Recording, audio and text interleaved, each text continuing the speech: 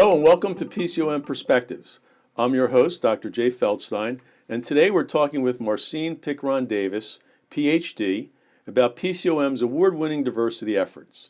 Diversity is a core component to our institutional identity and a key pillar of our 2020 strategic vision. Recently, PCOM was the recipient of the Health Professions Higher Education Excellence in Diversity Award from Insight into Diversity magazine, the oldest and largest diversity-focused publication in higher education. The HEAT Award recognizes U.S. colleges and universities that demonstrate an outstanding commitment to diversity and inclusion. This year marks the 5th consecutive year PCOM has won this award. Welcome, Dr. Picaron-Davis. Thank you for being here today. Why is it important to train a diverse group of healthcare professionals in today's world? Thank you for inviting me to participate in this podcast, Dr. Feldstein. Let's begin with the data. Based on demographic data from the U.S. News and World Report, 6% of African Americans are physicians and surgeons. Although Hispanics are the fastest growing population, only 4.6% practice medicine. Since minority health professions are more likely to practice in underrepresented and vulnerable communities, a more diverse physician workforce helps improve access to health care. According to projections by the Pew Research Center, by 2050, half of Americans will be people of color. As our population diversifies, we need to be intentional about diversifying the physician workforce. The research tells us that health disparities are mitigated when patients experience a sense of affinity with their physician. I recently read an article about a study conducted in 2018 in Oakland, California, with 1,300 black men who were randomly assigned to either a black male doctor or a non-black male doctor at the same clinic. Before meeting their doctors, the patients selected preventative screening tests they would like, such as blood pressure, diabetes, and cholesterol screenings. All patients initially chose roughly the same screenings. However, after a conversation with their assigned doctor, a significant number of black men assigned with the black physician were more likely to follow through with the screenings as compared to those assigned to a non-black doctor. The study also found that black men paired with black doctors were also more likely to discuss their other health problems and that black doctors wrote more notes about their patients. Another example is that a growing number of younger women show a preference for female practitioners, perhaps because there's a shared affinity and connection. So when patients experience an affinity with their physician because of shared language, culture, race, or gender, there's a sense of connection which results in better health outcomes. What are some of our newest initiatives to bring underrepresented groups into our student population, and how have they been successful? On all 3 campuses, PCOM hosts several pipeline initiatives that target underrepresented middle and high school students. In Philadelphia, we also partner with community-based organizations. These pipelines aim to expose young people to careers in healthcare. Our hope is to encourage them to see themselves as future physicians, pharmacists, physical therapists, and physician assistants. They interface with current students of color at the college who look like them because we know that representation matters to change the demographics of the workforce. What I am most excited about is a new initiative we piloted during the summer in partnership with Cabrini University, which is an emerging Hispanic serving institution. We share the same dream to address the absence of African American and Hispanic males in medicine. We created a summer undergraduate research experience for underrepresented males interested in careers in medicine. The initiative offered students an opportunity to conduct scientific research with faculty mentors to broaden their research skills and to experience what a graduate school has to offer.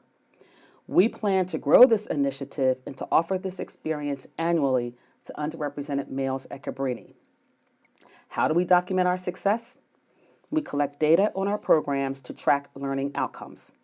We've learned that when students are exposed to careers in medicine, they expand their knowledge beyond seeing themselves as a doctor or a nurse. In particular, our students learn about the field of osteopathic medicine as another pathway to careers in healthcare. Rates of African American and Latino individuals in health and science fields are consistently low. What are some of the barriers preventing more diversity in these fields, and how can medical schools work to overcome them? For first-generation students in particular, lower MCAT scores can be a barrier. The cost to take the MCAT prep course, in addition to medical school application fees, are often cost prohibitive. To address this barrier, a number of medical schools have shifted to a holistic review as part of the admissions process. PCOM admissions process is also holistic and considers applicants who bring the qualities we desire in physicians. The lack of underrepresented faculty is also a barrier because representation matters. At schools where there are underrepresented faculty, they are positioned to foster a sense of community, belonging, and mentoring for underrepresented students.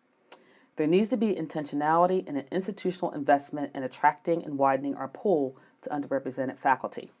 For example, recognizing the importance of attracting underrepresented faculty to our South Georgia campus, we developed and implemented a recruitment strategy that successfully resulted in diverse faculty. In conversations with other chief diversity officers in allied health, we are also aware that another barrier is the lack of access to social capital for first-generation students. What I mean is, for example, the lack of access to mentors or family members in medicine who can guide them through the application process, or the lack of connections to that professional who can provide a meaningful gap year experience that positions them to be competitive during their candidacy. Dr. Feldstein, as a former practicing physician, how do you think a diverse healthcare workforce can improve patient outcomes? No, I think you touched on this answer to our first question that I asked you. Why is it important to train a diverse group of healthcare professionals?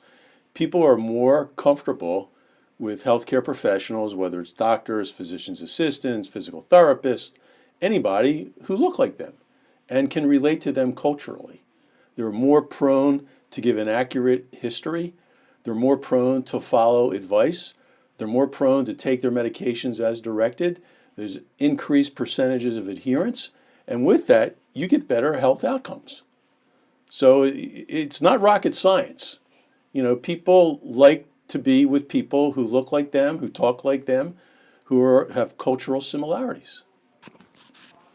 How does PCOM's commitment to diversity dovetail with its osteopathic heritage?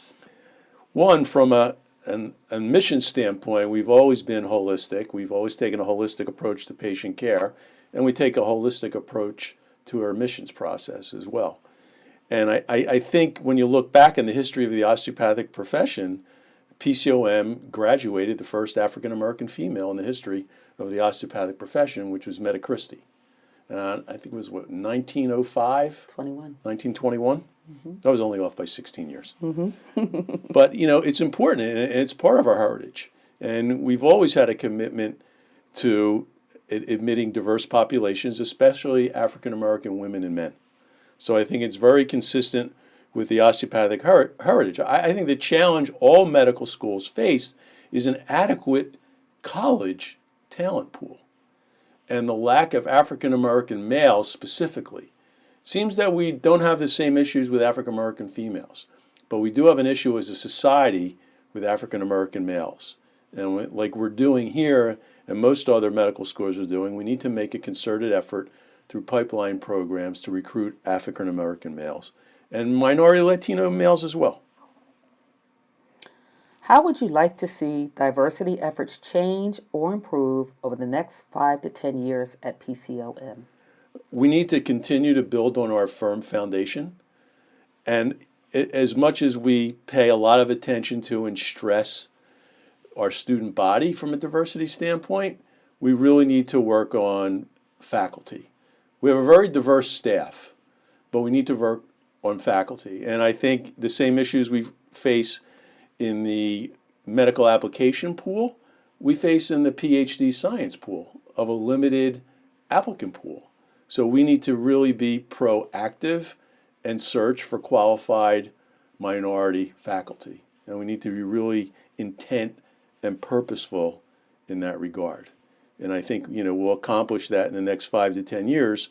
And I've always said, ultimately, you'll know we're successful in diversity when we no longer require an Office of Diversity, when it's just part of everyday life And what we really want to get to is diversity of thought, where we get past skin color, religion, geography, underrepresented minorities, where it's just, we all think differently, and that makes for a vibrant campus. So I really like to thank you, Dr. Pickron Davis. We at PCOM strive to train culturally competent and caring health professionals that will work to improve the lives of those in the communities in which they serve. We are creating learning environments that celebrate and support differing ideas, viewpoints, and backgrounds, ensuring our students develop the critical thinking and citizenship skills that will ultimately help them provide the best possible care to their own patients. To listen to past episodes of this podcast and become a subscriber, visit our SoundCloud page or find us on iTunes by searching Philadelphia College of Osteopathic Medicine. I'm Jay Feldstein, and this has been PCOM Perspectives.